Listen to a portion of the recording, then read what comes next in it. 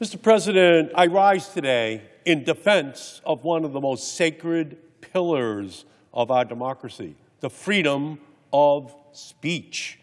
Last Saturday, President Donald Trump declared on social media that comedian Seth Meyers' jokes about him were, quote, 100% anti-Trump, which is probably illegal. That's right, illegal. The president thinks it's probably illegal to make jokes about him on television. That what Seth Meyers was doing is illegal. No more jokes about the president. Let me be clear. In America, criticizing the president is not a crime. It is a constitutional right. It is a democratic duty. It is essential for a free society. The founders enshrined this principle in the very first words of the Bill of Rights. The First Amendment guarantees that Congress shall make no law abridging the freedom of speech or the press. That protection is not conditional. It's not conditional upon whether or not Donald Trump likes that constitutional protection or not. It is not limited to Americans who praise those in power. It also extends to those who are critical of those who are in power, including the president and including all of the members of the United States Senate, because we have to accept that as part of our job, that people can criticize us. And this right belongs equally to everyone, from your family arguing about politics at Thanksgiving dinner to protesters and late-night comics making fun of the president. Donald Trump seems to have somehow missed this part of the Constitution. He thinks that the First Amendment has a hidden clause that prohibits criticism of him. This Trump exception flips the First Amendment on its head. Rather than protecting the public's right to speak, it protects Trump's right to be free from criticism. That's how kings think. That's not how elected officials in the United States are allowed to think. That they are infallible, that no one can ever criticize them. So that might sound crazy. Could Donald Trump really think criticizing the president is illegal? So just look at his record.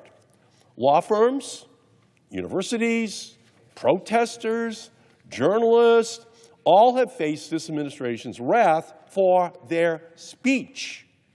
The message is clear. If you dare to dissent, you have a target on your back. Consider President Trump's repeated attacks on broadcasters.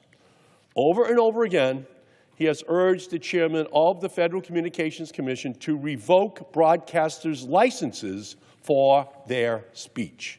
His allies, including Chairman Brendan Carr, have echoed those threats, even warning ABC and Disney that the FCC could, quote, do this the easy way or the hard way, over the political commentary of late-night host Jimmy Kimmel. Those are not jokes. These are threats. And when government officials use the power of their office to intimidate or silence speech, they assault the very fabric of our democracy. The resolution I bring forward today is simple. It is straightforward. It condemns any suggestion by President Trump or his administration that criticism of him is illegal. It reaffirms that the First Amendment protects the right to speak truth to power, including and especially to the most powerful person in our country. And it urges all Trump administration officials to refrain from using the machinery of government to punish or suppress dissent. This is not about partisanship. It is about principle. Presidents come, presidents go. But the First Amendment must endure. If we allow any president to wield government authority as a cudgel against speech, then no citizen's voice is safe in our nation. Not yours, not mine, not the press, not the public's. No one is safe. So I urge my colleagues to join me in sending a clear and bipartisan message. In the United States of America, it is not illegal to criticize the President of the United States. It is our constitutional right to be able to criticize the President.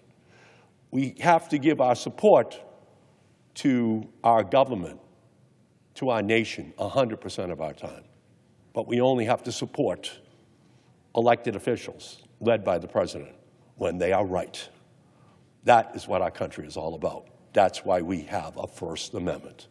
Mr. President, I ask unanimous consent that the Senate proceed to the consideration of Senate Resolution 486 submitted earlier today, and further that the resolution be agreed to, the preamble be agreed to, and that the motion to reconsider be considered made and laid upon the table with no intervening action or debate.